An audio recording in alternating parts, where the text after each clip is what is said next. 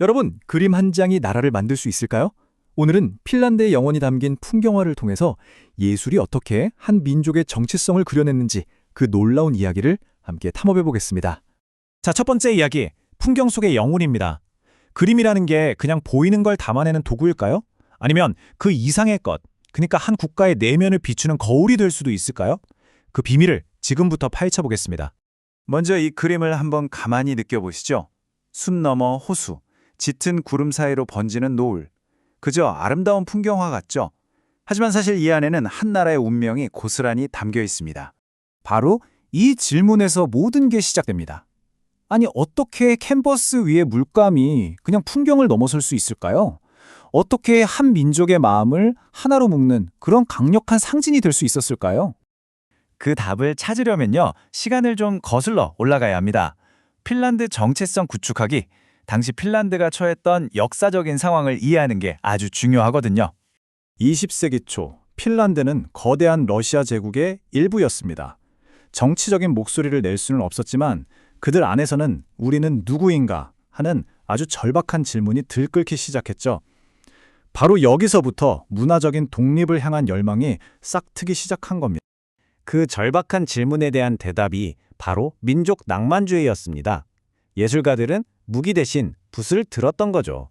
자신들의 신화와 전설, 그리고 무엇보다도 발 딛고 서 있는 바로 이 땅의 풍경 속에서 핀란드다움이란 과연 무엇인지 찾아 나섰습니다. 그렇다면 예술가들은 그 핀란드다움을 과연 어디에서 찾았을까요? 그들의 첫 번째 목적지는요, 바로 길들여지지 않은 대자연이었습니다. 민족성으로서의 자연, 황야에서 핀란드를 발견하다. 악셀리 갈렌카레라 같은 화가들은 거울처럼 맑은 수천 개의 호수를 캔버스에 담았습니다. 이 끝없이 펼쳐진 고요함, 이게 바로 핀란드 사람들의 내면 그 자체라고 생각했던 거죠. 깊은 사색, 그리고 고독을 견디는 강인함, 바로 그거요. 그리고 숲의 영혼은요, 바로 이 한 마리, 검은 딱따구리를 통해 표현됩니다. 거친 자연 속에서도 굴하지 않고 홀로 살아남는 이 모습에 예술가들은 길들여지지 않은 핀란드의 야생적인 정신을 그대로 담아낸 겁니다. 그리고 그 야생적인 정신, 이건 비단 숲속의 새한테만 있었던 게 아니에요. 꽁꽁 얼어붙은 호수가 마치 놀이터인 것처럼 활기차게 스케이트를 타는 사람들, 보이시죠? 혹독한 자연을 그냥 이겨내는 걸 넘어서 그 안에서 삶의 에너지를 찾는 이 모습, 이게 바로 자연과 하나가 된 핀란드 사람들의 진짜 초상이었던 거죠. 자, 여기서 정말 흥미로운 지점이 나옵니다. 바로 화가의 스타일 변화인데요. 왼쪽의 초기 작품을 한번 보세요. 어때요? 겨울 풍경을 있는 그대로 아주 정직하게 담아냈죠? 그런데 오른쪽 후기 작품을 한번 보세요. 선과 색이 훨씬 강렬하고 대담해졌어요. 그쵸? 이제 화가는 눈에 보이는 풍경이 아니라 그 안에 담긴 어떤 정신, 보이지 않는 힘을 그리고 싶었던 거예요. 이게 바로 상징주의의 핵심입니다. 그리고 이런 고민, 갈렌칼레라 홀자만 했던 게 아니었어요. 왼쪽 그림이 고요한 사색을 담았다면 오른쪽 그림은 뭔가 신비로운 공동체의 힘을 보여주는 것 같지 않나요? 화가는 달라도 목표는 하나였던 겁니다. 바로 이 땅의 자연 속에서 우리 민족의 영혼을 찾아내겠다 하는 그 강력한 비전 말이에요. 예술가들은 자연에서만 영감을 얻은 게 아니에요. 그들의 아주 오래된 이야기에서도 답을 찾으려고 했죠. 신화에 생명을 불어넣다, 풍경을 전설로 채우다. 그 상상력의 원천이 뭐였을까요? 바로 핀란드의 민족서사시 칼레발라였습니다.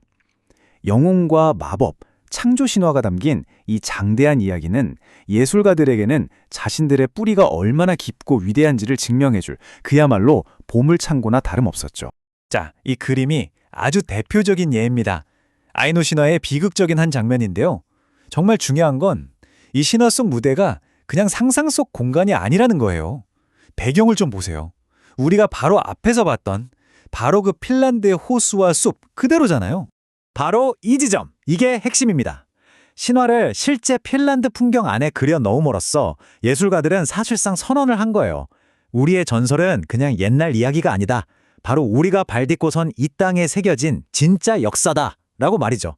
이야, 이건 정말 총이나 칼보다 훨씬 강력한 문화적 자부심의 표현이었던 겁니다. 자, 그렇다면 이 모든 예술적인 시도들이 과연 어떤 유산을 남겼을까요? 마지막으로 붓으로 그린 이 그림들이 어떻게 하나의 국가를 세웠는지 그 의미를 한번 정리해 보겠습니다. 이런 말이 있습니다.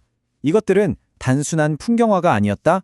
그것은 한 국가의 영혼에 대한 선언이었다. 이야말로 오늘 우리가 함께한 모든 여정을 딱 한 문장으로 요약해 주는 것 같네요. 그래서 우리는 이 그림들 속에서 핀란드의 정신을 봅니다. 그쵸? 광활한 호수 앞에서도 전혀 위축되지 않고 홀로 꿋꿋하게 서 있는 저 소나무처럼요. 고독하지만 결코 부러지지 않는 그런 강인함을 보는 거죠. 고요하게 잠든 호수 위로 떠오르는 달빛 속에서는요.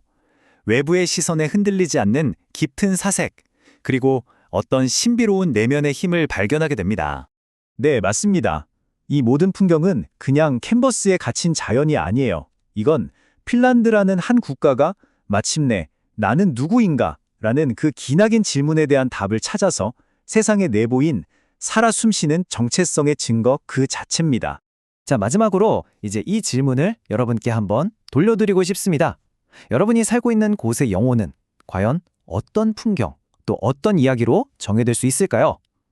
우리 주변을 둘러싼 이 풍경 속에 과연 어떤 정체성이 숨어 있는지 한 번쯤 생각해 보는 것도 참 의미 있지 않을까요?